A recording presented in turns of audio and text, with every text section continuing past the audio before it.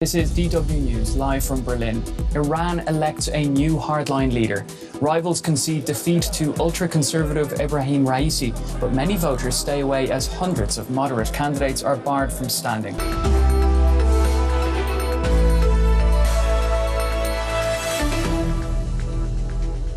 I'm Pablo Foley-Elias. Welcome to the programme. A hardline cleric has swept to victory in Iran's presidential election. Officials say Ebrahim Raisi has won nearly two-thirds of the vote. The last remaining moderate challenger has conceded. Election turnout was low, with many voters put off by years of authoritarian rule and a struggling economy. Raisi is a harsh critic of the West and stands accused of human rights abuses. Iran's new hardline president-elect. Ebrahim Raisi will take over from his moderate predecessor, Hassan Rouhani. Congratulations to the president-elect. There are enough votes in this election, and today he is elected by the people. Officials say this was the lowest turnout since the 1979 Islamic Revolution.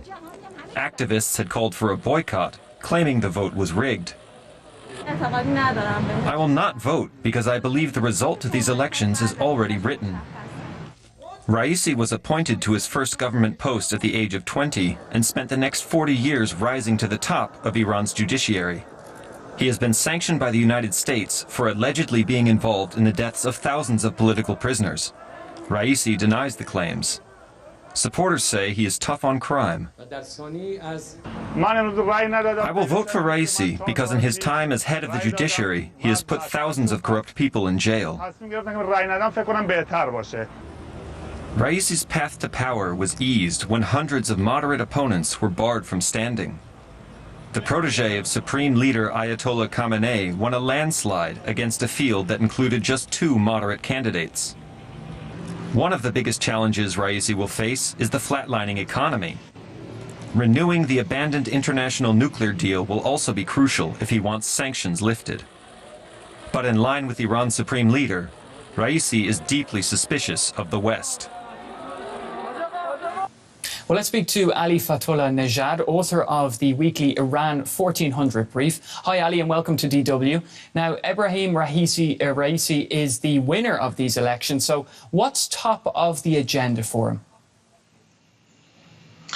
Well, first of all, as your report suggested, the majority of Iranians did decide not to vote this time around.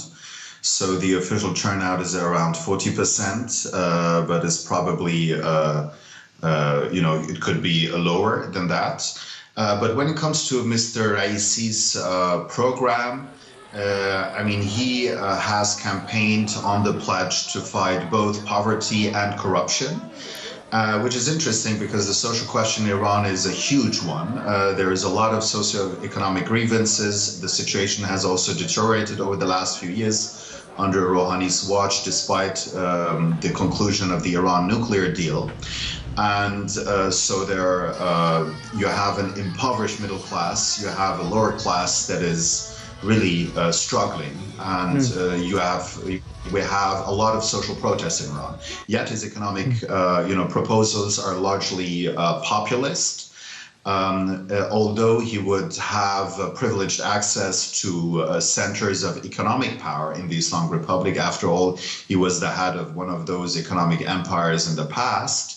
There is little chance that those right-wing figures would actually deliver on those populist promises in economic terms. Ali, you've mentioned the Iran nuclear deal there. Now, is he the man to revive it and get sanctions lifted for Iran? Well, the main decision when it comes to key national security and foreign policy issues, but also key domestic political issues, rests not with the president of Iran, but with other centers of power, most notably the Supreme Leader of Iran and the Islamic Revolutionary Guard Corps. So those latter two entities will continue to call the shots in these areas, and it's not the presidency. Despite, the hardline penchant of Raisi, he, along with many other hardliners, are actually in favor of reaching an agreement with the United States because, after all, the entire regime needs to get rid of those U.S. sanctions that have been quite, regime destabilizing and have decimated also the income of the Iranian establishment. Now, you mentioned it earlier there that there was a very low turnout. It was actually the lowest turnout in decades, and many candidates weren't allowed to stand. Now, could this cause problems for Raisi further down the line? Well, I mean, in the eyes of most Iranians, this has been the least legitimate elections we have seen over decades. Also in the past, elections in the Islamic republics were neither fair nor free. But this time around, there was not even a choice to be made. Hence, the largest group are those who actually did boycott because of a widespread disillusionment of many Iranians, of most Iranians, one should say, about the entire elite. So the moderates included, by the way. So the moderates are not really progressive forces in Iran. We have to remember that. And it could pose a problem down the line because he also seems to have the ambition to succeed Supreme Leader Khamenei in his position.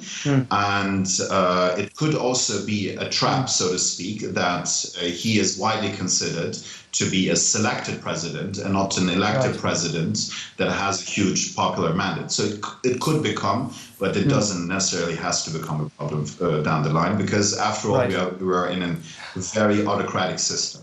All right, we'll leave it there. Ali Fatullah Nejad, author of the weekly Iran 1400 brief. Thank you for that.